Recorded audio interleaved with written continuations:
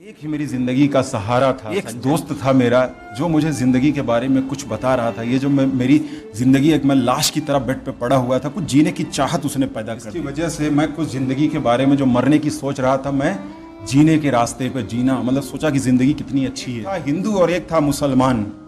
कहीं पर भी ये बात नहीं आई कि मैं हिंदू हूं तो ये मुसलमान है। उसके जाने के बाद वो कितना गमगीन हो गया और कितना फूट फूट कर रोया, जैसे कुछ अपना खुद का घर का जो रियल खून का रिश्ता हो वो। Now once again I am before you all for a moral speech, moral story. दो चीजें आपको सीखने को यहां पर इस स्टोरी से मिलेगा। मैं स्टोरी शुरू करूंगा और इस स्टोरी को खत्म करूंगा and you will tell me what are the moral. इस स्टोरी में क्या मोरल है। हॉस्पिटल का एक रूम है जिसमें पेशेंट भर्ती रहते हैं। तो एक सेपरेट रूम था दो दो आदमियों का, जिसमें दो दो मरीज भर्ती रहते हैं। तो एक पेशेंट उसमें एडमिट है, उसका नाम है संजय। वो काफी दिनों से एडमिट है, चलता फिरता भी है वो आदमी। तो एक दिन उसी हॉस्पिटल में उसके कमरे में एक और पेशेंट को शिफ्ट किया जाता है। उसका नाम था साहिल। साहिल को किया जाता है। तो साहिल की कंडीशन क्या थी, जब उसको लाया जाता है हॉस्पिटल के बेड पर लिटाया जाता है, तो संजय ने उसको देखा कि उसकी पूरी बॉडी पैरालाइज्ड हो गई थी। दो बेड थे उस रूम में, एक बेड पे तो ऑलरेडी संजय था, दूसरे बेड पर जगह मिलती है साहिल को।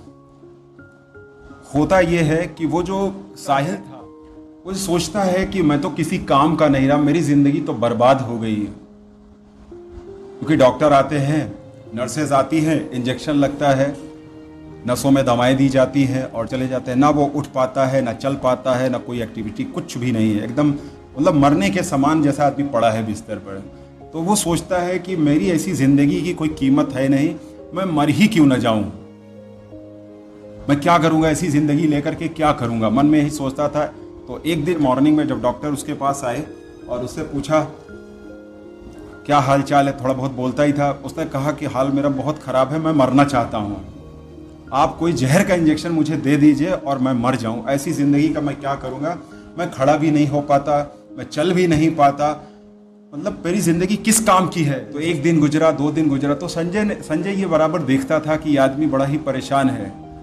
तो हॉस्पिटल जो कमरा था, कमरे के एक साइड में एक विंडो थी, विंडो के पास संजय जाता है, क्योंकि संजय तो चल फिर सकता था। जाता है और विंडो के बाहर देखता है और उस आदमी से बताता है, साहिल को बताता है कि मैं यहाँ पर खड़ा हूँ, देखो सामने इतना बढ़िया गार्डन है, बच्चे छोटे छोटे, कोई फुटबॉल खेल रहा है, कोई क्रिकेट खेल रहा है, बच्चे खेल रहे हैं।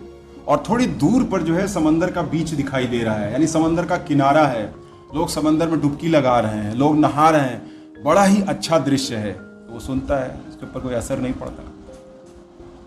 जब शाम होती है तो शाम को करीब 5-6 बजे जब सूरज ढलने लगता है, तो शाम को फिर वो विंडो के पास जाता है संजय और यही बातें कहता है कि वाह यार, वाह भाई साहिल, कितना बढ़िया विंडो के बाहर नज़ारा है, इतना अच्छा लग रहा है कि बच्चे खेल रहे हैं, पूरा गार्डन है, चिड़िया चहचहा रही है, समंदर का पानी बह रहा है और जो सूरज की लाइट, सूरज डूबने की जो लाइट आ रही है, पूरा गोल्डन पानी हो गया है, कितना प्यारा लग रहा है। तब भी उसके ऊपर कोई फर्क नहीं पड़ता। उसको बता रहा था, जो लेटा था साहिल, संजय उसको बताया करता था। फिर दूसरे दिन मॉर्निंग होती है, यही काम फिर करता है। कौन? संजय। बताता है कि कितना बढ़िया है, चिड़िया बोल रही है, गौरैया उड़ रही है, पानी बह रहा है, बच्चे क्रिकेट खेल रहे हैं, बुजुर्ग लोग जो है मॉर्निंग वॉक गार्डन में कर रहे हैं, कितना बढ़िया सीन है, एकदम तबीयत फ्रेश हो जाती है देख करके। तो उसने सुना तो थोड़ा सा मन, साहिल का थोड़ा सा मन संजय की बातों में अब लगने लगा। एक दिन यही काम किया उस मॉर्निंग में, फिर दूसरे दिन किया, तीसरे दिन किया। ऐसा करते करते जो साहिल था, साहिल के दिल के अंदर जीने की इच्छा पैदा हो गई। समझ आ रही बातें कि वो जो बयान करता था विंडो के बाहर देख करके, तो उसके दिल में हुआ कि यार जिंदगी तो बहुत अच्छी है, मैं मरना नहीं चाहता, मैं तो जीऊंगा। अब क्या हुआ, वो रोज जो है जब सुबह हो तो वो रोज जो है संजय का इंतजार करने लगे और संजय से कहे कि यार बताओ बाहर क्या चल रहा है। तो संजय विंडो के पास जाता और बैठता और सारा इसको वर्णन बताया जाता और ये सुनता है। इसी तरह शाम को भी करता, उसको अच्छा लगने लगा, रोज ऐसे ही होता था। एक दिन सुबह साहिल की आंख खुलती है तो उसने नजर जब घुमाई बगल के बेड पर तो संजय था नहीं। उसने सोचा संजय कहां चला गया।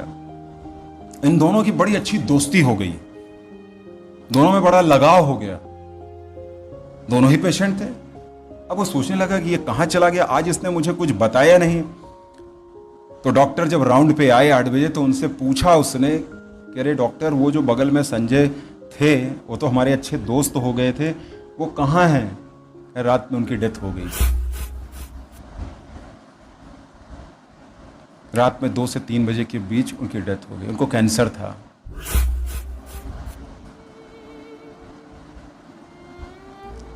तो साहिल फूट फूट के रोना शुरू कर दिया कि एक ही मेरी जिंदगी का सहारा था संजय, जिसकी वजह से मैं कुछ जिंदगी के बारे में जो मरने की सोच रहा था, मैं जीने के रास्ते पे जीना, मतलब सोचा कि जिंदगी कितनी अच्छी है, ये सोचने लगा था। अब वो जोर का रोने लगा, फूट फूट करके, बहुत आंसू उसको बहने लगे। उसने कहा कि अब मेरा मरना तय है।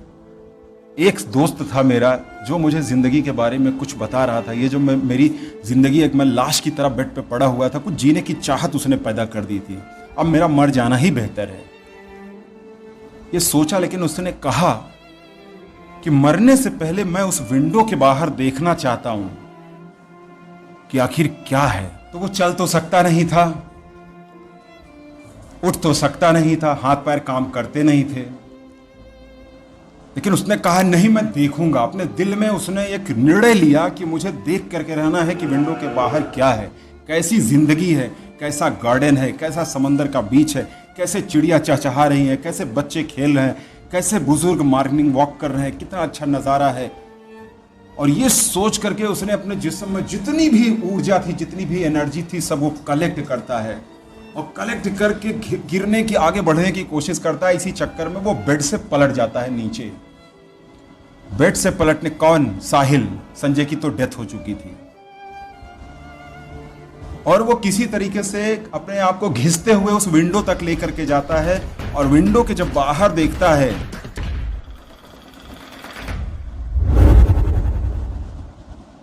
तो जोर से चिल्लाता है डॉक्टर। तो वो लोग जो है भाग के आते हैं, क्या हो गया? पूछते हैं क्या हुआ? तो वो कहते हैं कि डॉक्टर, ये दीवार आपने क्यों बना दी यहां पर विंडो के सामने? तो डॉक्टर ने कहा ये दीवार, अरे ये दीवार तो सालों से है।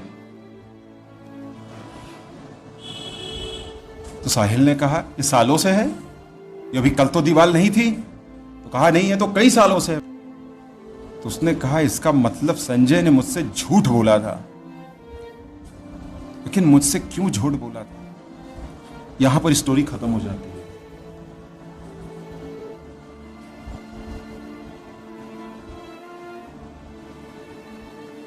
क्या सिखाती है ये कहानी?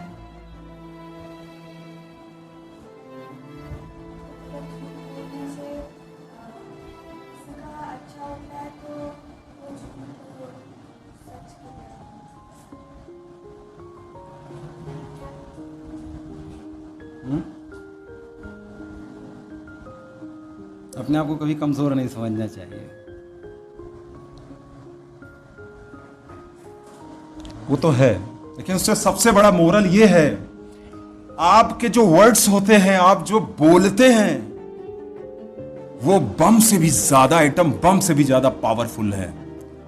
आपके जो वर्ड्स होते हैं वो दूसरे की जान ले सकते हैं और दूसरे को जिंदगी दे भी सकते हैं। सवाल ये पैदा होता है कि आप किस तरह के वर्ड्स का यूज करते हैं और उस वर्ड्स को किसी को उठाने में उसका इस्तेमाल करते हैं या किसी को तबाह और बर्बाद करने में उन शब्दों का इस्तेमाल करते हैं। सेकंड मोरल यहां पर क्या मिलता है? यहां पर बाहर लोग जात धर्म के नाम पे पता नहीं क्या क्या बातें करते रहते हैं, लेकिन आपने देखा कि एक था हिंदू और एक था मुसलमान। कहीं पर भी यह बात नहीं आई कि मैं हिंदू हूं तो ये मुसलमान है। संजय ने भी अपना फर्ज पूरी तरीके से निभाया। और जितना अपनापन वो साहिल उसको दे सकता था उतना दिया, क्योंकि उसके जाने के बाद वो कितना गमगीन हो गया और कितना फूट फूट कर रोया, जैसे कुछ अपना खुद का घर का जो रियल खून का रिश्ता हो वो उससे बिछड़ गया। तो दोस्ती ऐसी होनी चाहिए जिसके बीच में ना तो जाति आए आपकी, ना तो धर्म आए, कोई भी चीज बीच में ना आए। It was the second moral. Thank you very much.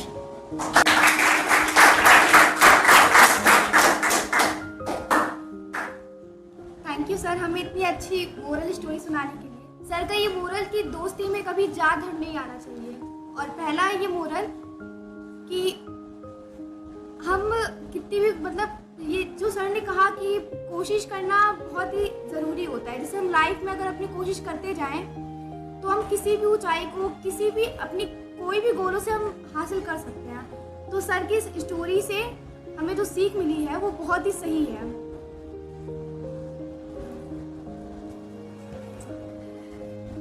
अब मैं रीफा को बुलाना चाहूँगी जो यहाँ पर टीचर्स डे के दिन कुछ बातें कहना चाहेंगी। वेलकम रीफा।